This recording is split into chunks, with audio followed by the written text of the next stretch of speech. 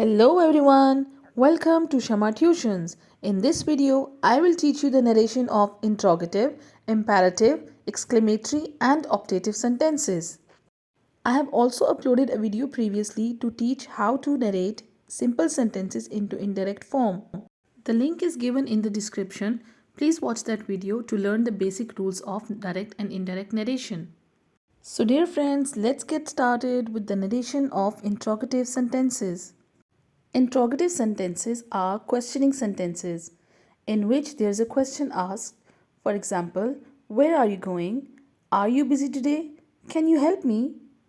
In all the three sentences, we are inquiring of something, and at the end of the sentence, we do not have a full stop, we have a question mark. So these are interrogative sentences.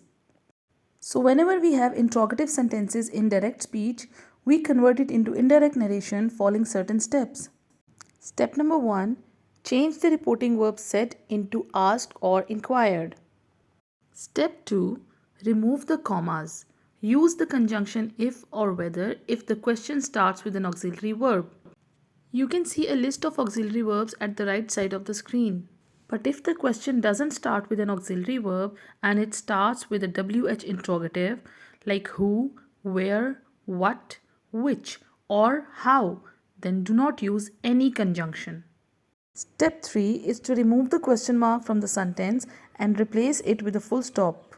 Some other changes which we have to make, like change of tense of reported speech, change of pronouns and change of certain words, have already been discussed in my previous video, so we are not going into the details again in this video. You may watch my previous video for those details. I have given the link in the description. So dear friends, it's time for practice. Sentence number 1. He said, "Is this your book?" So now for narrating it into indirect form, first step to follow is to change the reporting verb. The reporting verb said will change into asked. Second step is to remove the comma and inverted commas and see if the question starts with an auxiliary verb, like in this question it is starting with auxiliary verb is, so we will use conjunction if. Next step is to change the tense of the reported speech. For example, in this sentence, it is present simple tense. So we will change it into past simple tense. Moreover, the word this will change into that because the words showing nearness change into the words showing distance. So its indirect form is, he asked if that was my book. Sentence number 2, he said, "Do you have any share in this firm?" This question again has an auxiliary verb in the beginning, so we will use conjunction if to remove the commas. He asked if I had any share in that firm. The present indefinite tense in the reported speech will convert into past indefinite tense. So do you have will change into I had. Sentence number 3. They said, "Have you ever visited Murray Hills?" They asked if I had ever visited Murray Hills. Sentence number 4. He said, "What do you want me to do?" Now in this question, we have WHAT what in the beginning of the question. So now we do not need conjunction if to convert it into indirect narration.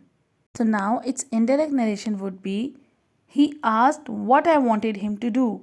To remove the commas, we have not used the conjunction if. We have directly narrated the sentence. We have only changed the tense of the reported speech, pronouns and removed the question mark. You might be thinking that why are we using pronoun I again and again in these sentences?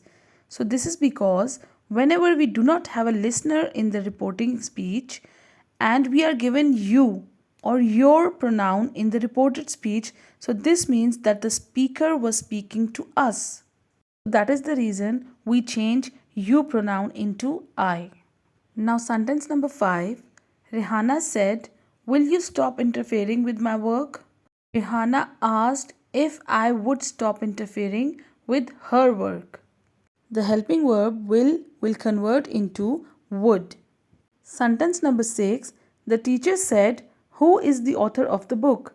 The teacher asked who was the author of the book. Sentence number 7. Raza said, "What are you doing?" Raza asked what I was doing. The last sentence, the mother said, "Shall we invite Qureishis also?" The mother asked if they would invite Qureishis also. So, as you noticed, in indirect form, all the questioning sentences are now positive sentences. They are no more interrogative, so they will not carry question mark at the end. It's time to move on to imperative sentences. These are the sentences in which there is a request, command, or an advice. So, whenever we have imperative sentences in direct speech, we change it into indirect following certain steps. Step 1 is to change the reporting verb said into requested, ordered, suggested, or advised, keeping in mind the meaning of the imperative sentence. If in direct speech the sentence starts with please, then this is a request. If the sentence starts with let us, it means that these are suggestions.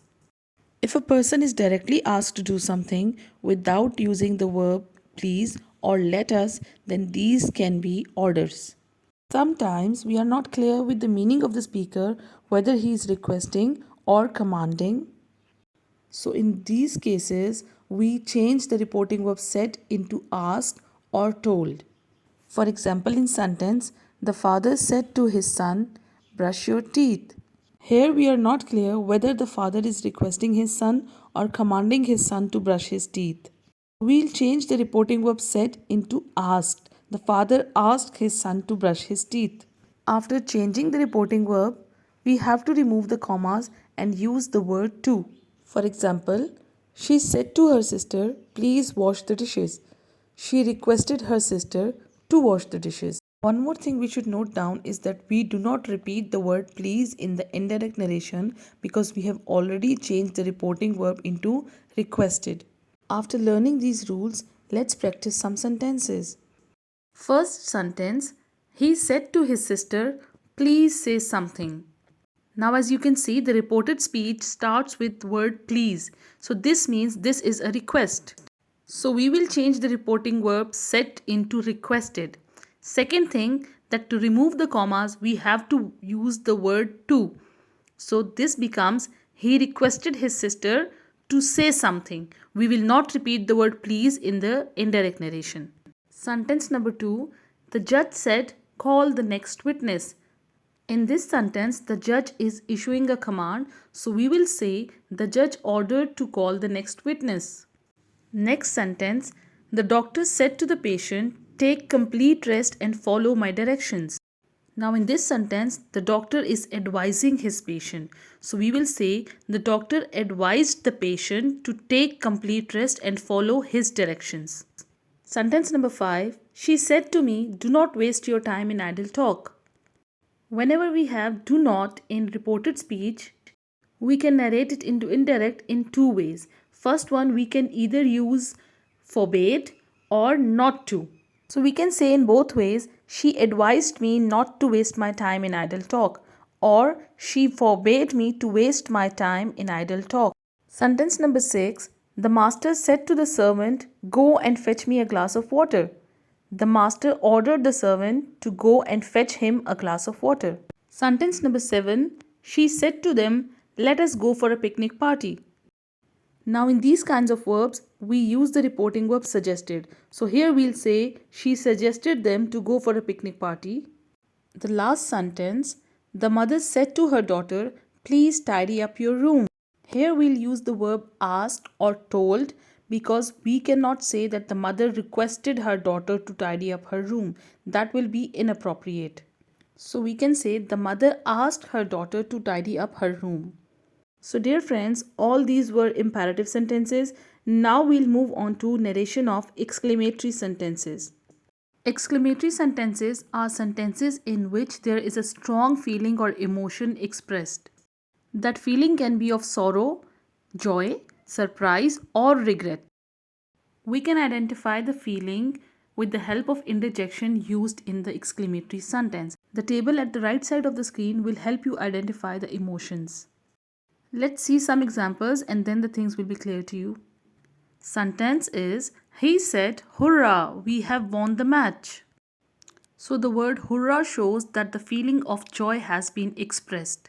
Now for changing it into indirect, we have to change the reporting verb said into the verb exclaimed with. If the feeling of joy has been expressed, so we will say he exclaimed with joy.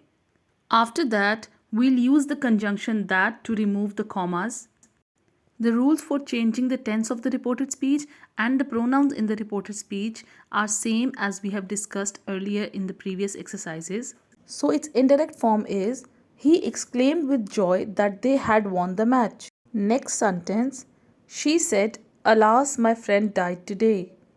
The interjection alas expresses sorrow, so we will say that she exclaimed with sorrow that her friend had died that day. Sentence number 3. The mother said, "What a beautiful dress." Now the whole sentence, "What a beautiful dress," is expressing surprise or wonder. So we will narrate it.